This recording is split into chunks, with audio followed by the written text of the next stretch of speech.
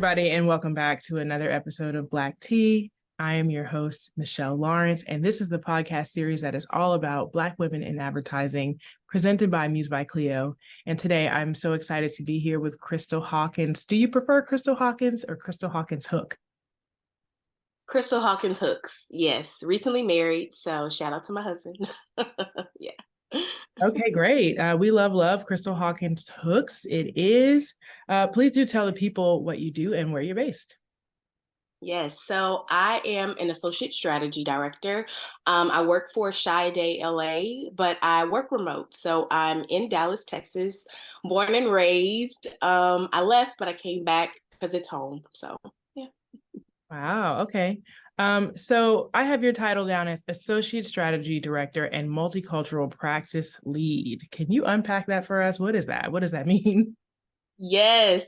I want to say it's a new role. So over the past few years, in the ad industry, multicultural work has thrived and it's always existed. But I think general ad agencies and creative houses, they're starting to realize you have to have people in the room who understand what multicultural work means. And so that's ultimately what I do. A part of my job on a day-to-day is talking to execs, talking to our working client teams and letting them know we have to connect with multicultural voices and audiences. So multicultural meaning Black, Hispanic, Asian, and not just those ethnicities, but different buckets of diversity. So people with disabilities, people who just haven't feel heard or constantly unrepresented on screen. My role is to speak for them and to give insight about who they are, what they value, and how we should portray them on screen.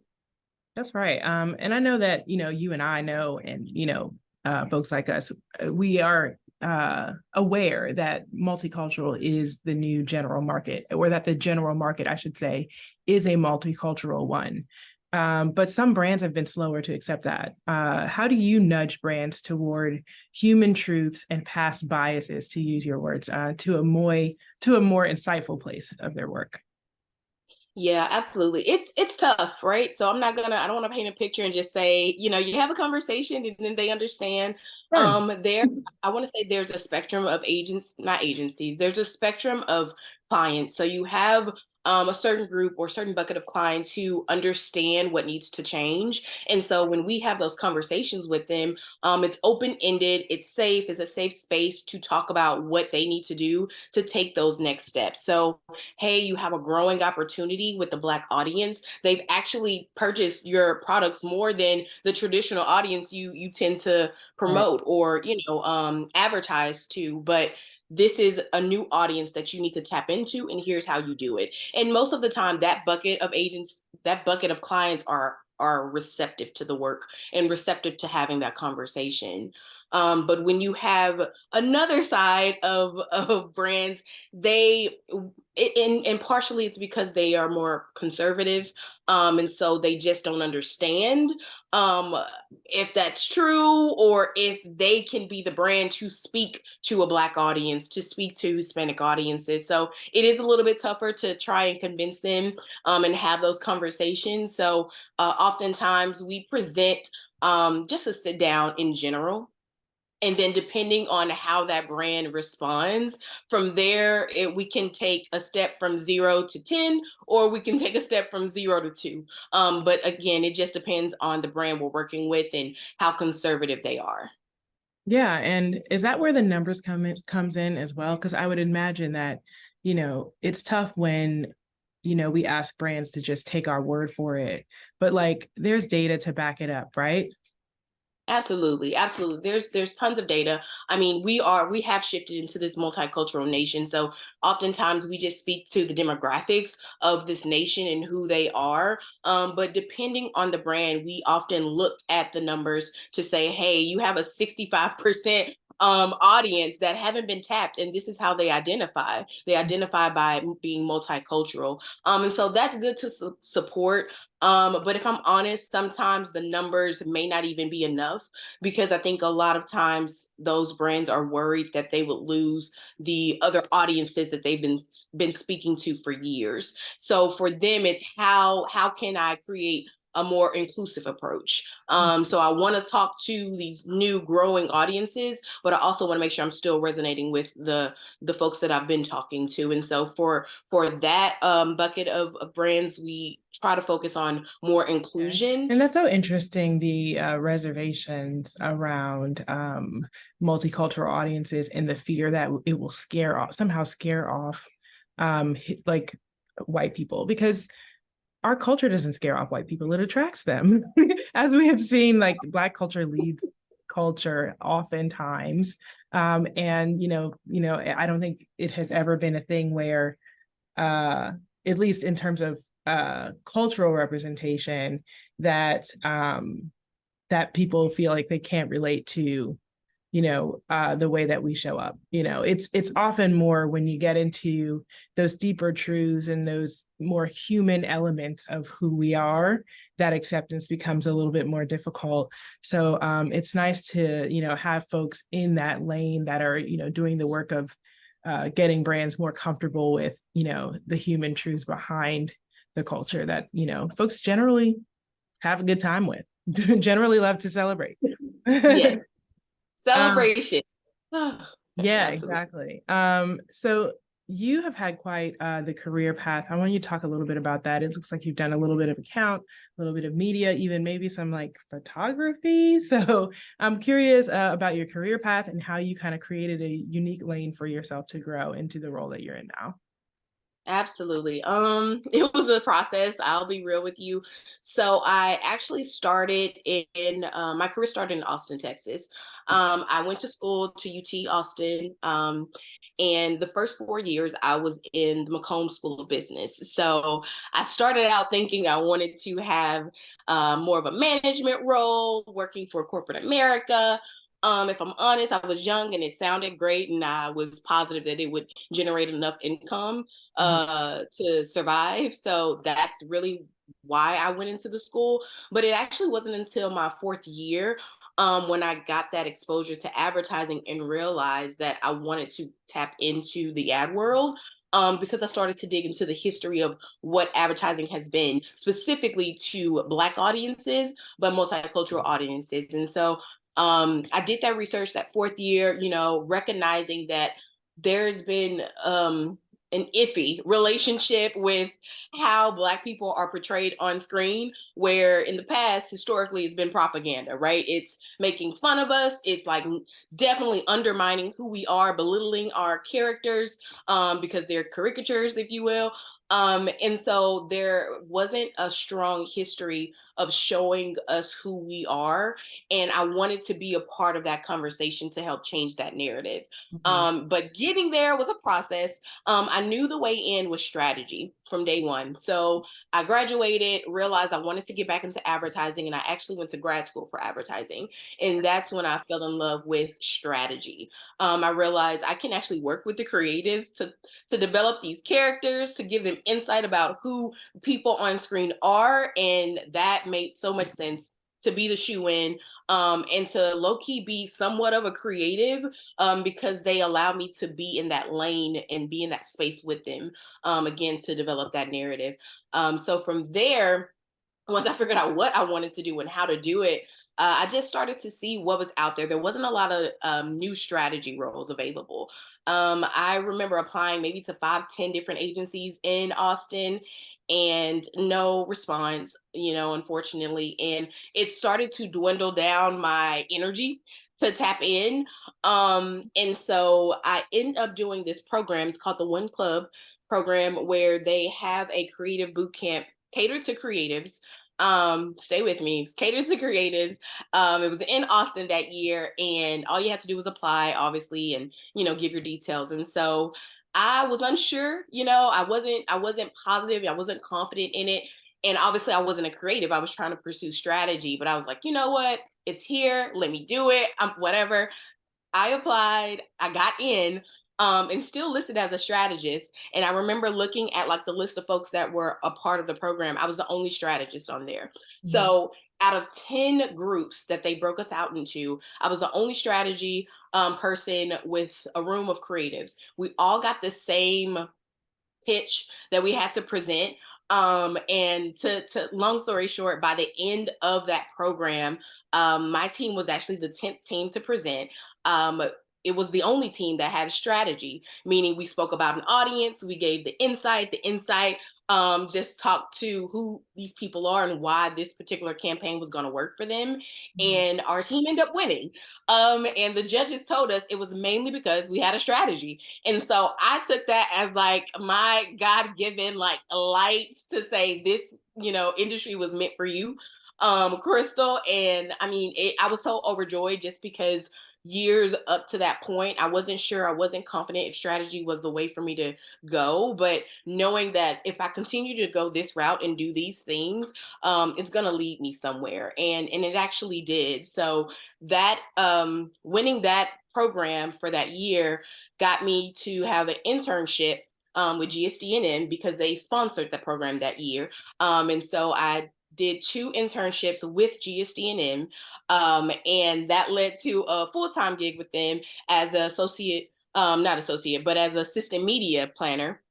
And then I did that for a year. And then within that year, I found a strategy role at my first multicultural agency called Sanders Wingo. Mm. And that started my working career as a strategist and my working career within the multicultural lens. So it was a journey. Obviously, had no idea what I was doing, but I allowed myself to tap into different buckets just to see the possibilities of it. And obviously, those things flourished, and I'm just grateful that I took a chance on myself even when I wasn't sure. Yeah, you certainly did. And you kept your eye on the ball even when you couldn't take like one step to get right where you wanted to be, even joining a creative a group like the One Club, and then also taking a media role, but you always had your eye on the strategy ball and steered yourself in that direction. So kudos to you, and look where look what you've done. So it's amazing. Is there a campaign that you've worked on so far that is your baby that you're most proud of?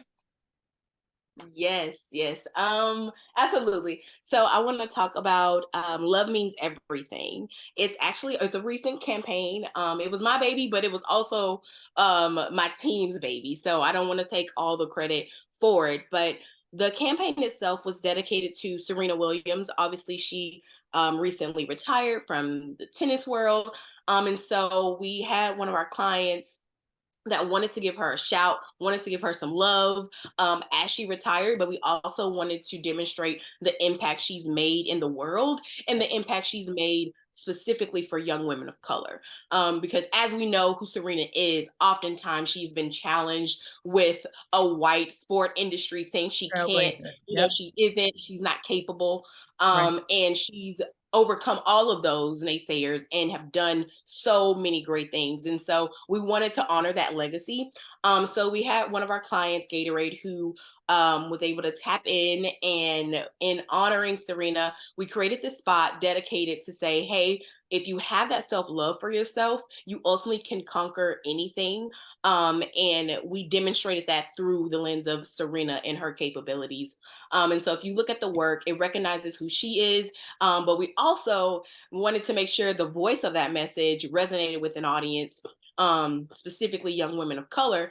And by doing that, we realized, okay, we're honoring a queen. So we need to have someone just as dope as she is. We need to have a queen speaking to a queen. And so we were able to connect with Beyonce to be the voice of that spot to say, hey, Serena, you a baddie. And of course, all you young women, y'all are All also, any of us yes, want is to work with Beyonce one time. yes, You did it. yes. You did it. Check. Done. Absolutely. So it was beautiful, and I still look at it, I get emotional. But that work actually went through the multicultural process that we have at Chiat, where it wasn't just a room full of Black women on the team looking at it. We had a variety of people to look at every angle to make sure, yes, it resonated with young women of color, but it also resonated with young Latino girls and men, or boys rather, who also wanted to tap into the tennis industry. So I love the work. Yeah, absolutely. Beautiful. Okay, so I have a mommy question for you. There's a, COVID baby boom happened. There's a lot of COVID baby moms returning to work, myself included. What learnings have you had as a working mom in advertising that you would pass on to newer moms?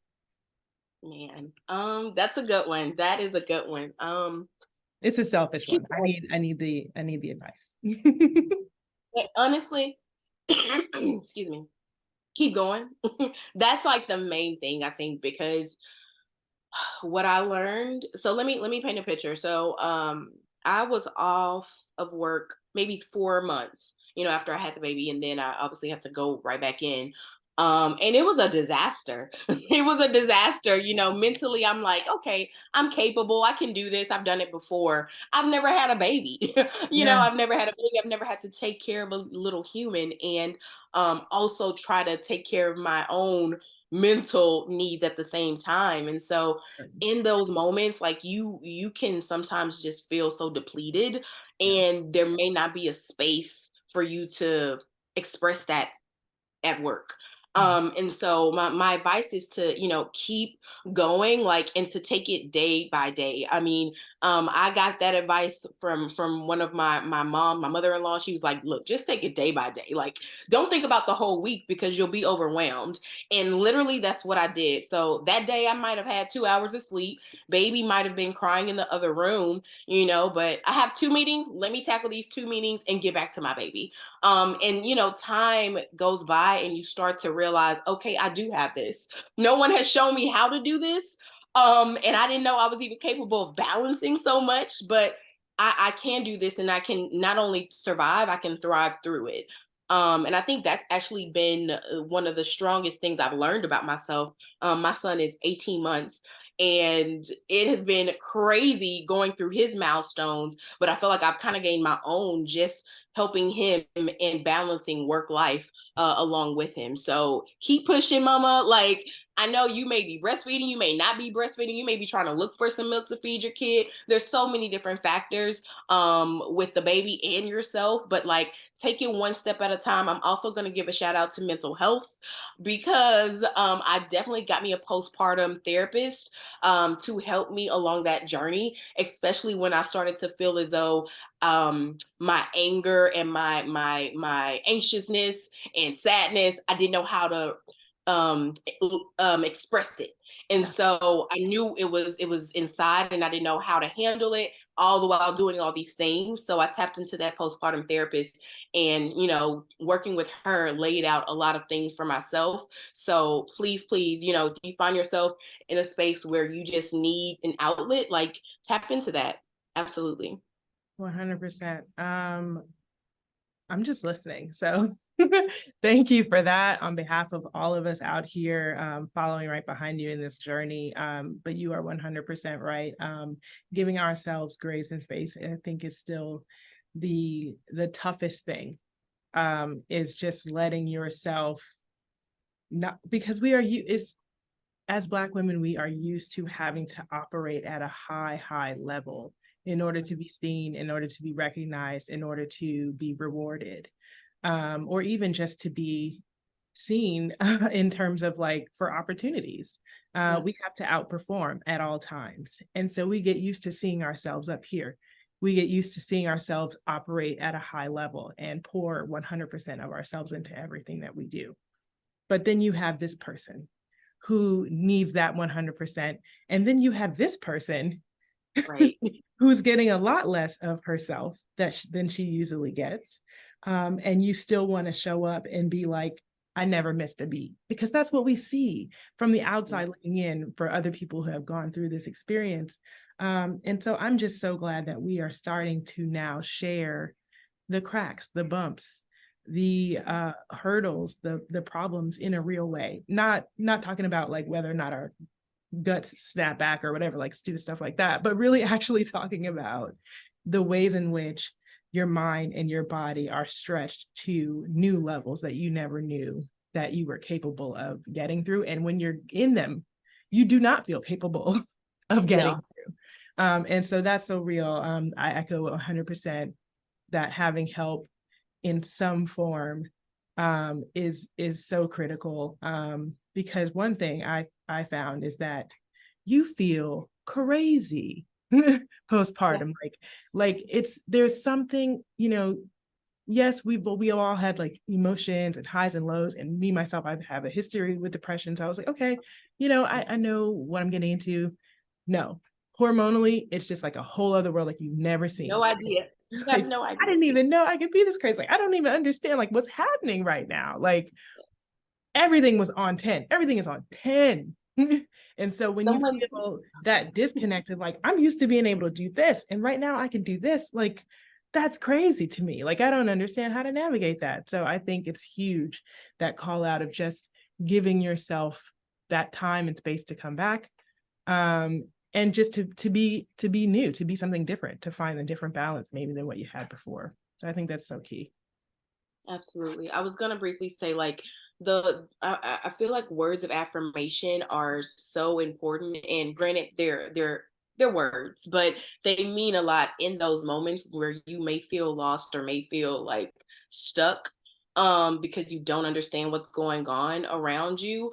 Um Before I had my child, I think one thing I did learn was your body was made for this child, right? And so I learned how to constantly say this in the moment or even giving birth, really, your body is made for this. And so even after that baby, I start to continue to use those same learnings to say, you were made for this, you were made for this and you set the tone. You're the mother, you're the person going into this work, this job, like you set the tone for what you can handle and let that be okay. Don't try to measure it to someone else's success or likeness, or you have created and forged your own path. Be confident in that and establish what that means for you. And that way you'll learn to balance whatever balance really even means. But you'll figure it out as who you are and as the mom, or the career. Yeah, 100%. So as the last question, what are your favorite sounds right now? What is giving you life, giving you energy? It could be music, it could be podcasts, it could be silence, crickets. What is audibly your favorite thing right now? Yes. I'm gonna say, I mean, I've spoke about her already. Beyonce's Renaissance album. Like Okay. absolutely. And I'm prepping myself because my time to get tickets has not happened yet. Yeah. So I'm Believe in God reaffirming, for that. Believe in God. right, the possibilities of that. But I am also listening to Just while we yes, talking about her, I just want to channel it.